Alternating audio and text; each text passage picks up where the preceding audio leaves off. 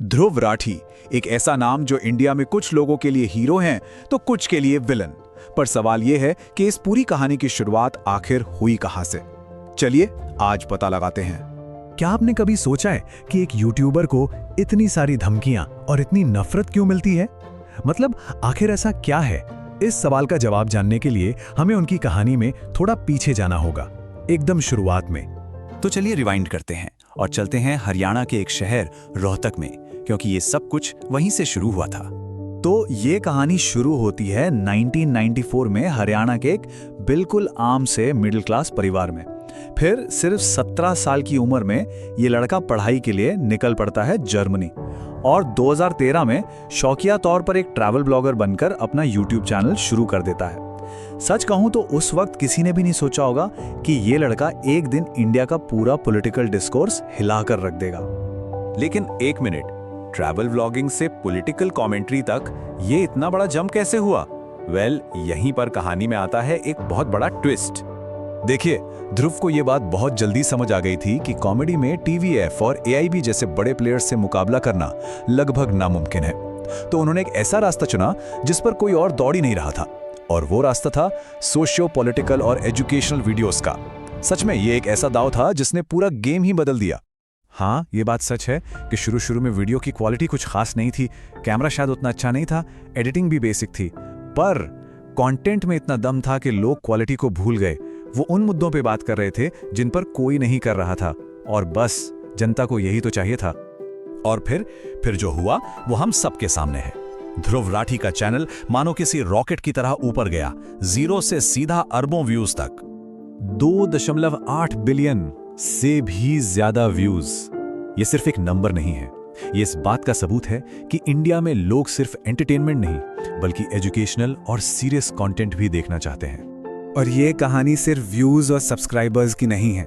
जब आपके काम को टाइम मैगजीन जैसी बड़ी जगह पर पहचान मिलती है, जब आपको नेक्स्ट जनरेशन लीडर्स में शामिल किया जाता है, तो आप सिर्फ एक यूट्यूबर नहीं रह जाते, आप एक ग्लोबल आवाज बन जाते हैं।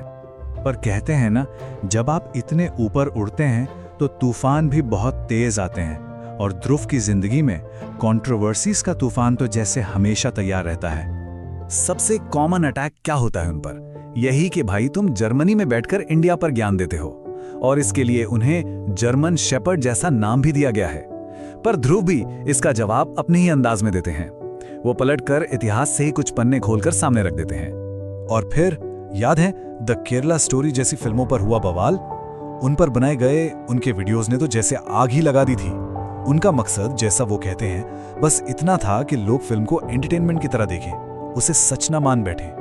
और ये ऑनलाइन लड़ाइयां कई बार असल जिंदगी में भी पहुंच जाती हैं। जैसे हाल ही में महाराष्ट्र पुलिस ने उनके खिलाफ एक केस फाइल कर दिया, वो भी एक पैरोडी अकाउंट के पोस्ट पर। मतलब मामला काफी सीरियस हो जाता है। तो अब असली सवाल पर आते हैं। ये सब करने के लिए, इतनी बड़ी टीम चलाने के लिए पैसा कहां से आता है? आखिर क्या है ध्रुव राठी का बिजनेस मॉडल? यहां पर भी उनका फॉर्मूला काफी स्मार्ट है।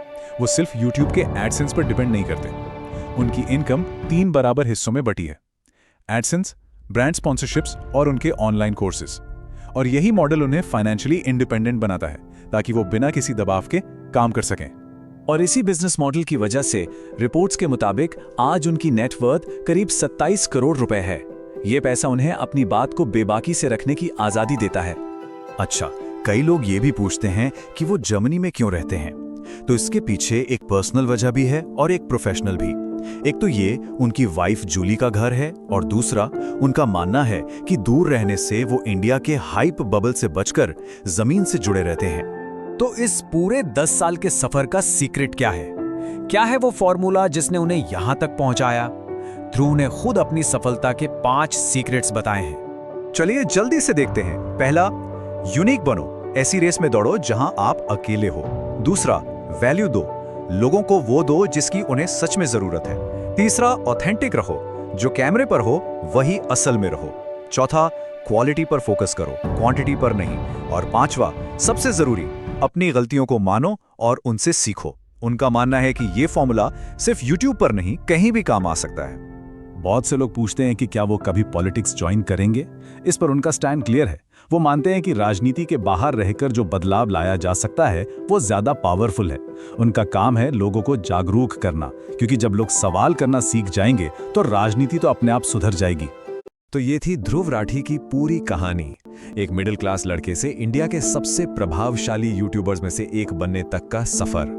अब उनकी कहानी सुनने के बाद इस पूरे सफर पर आपकी क्या राय है, हमें कमेंट्स में लिखकर जरूर बताइए।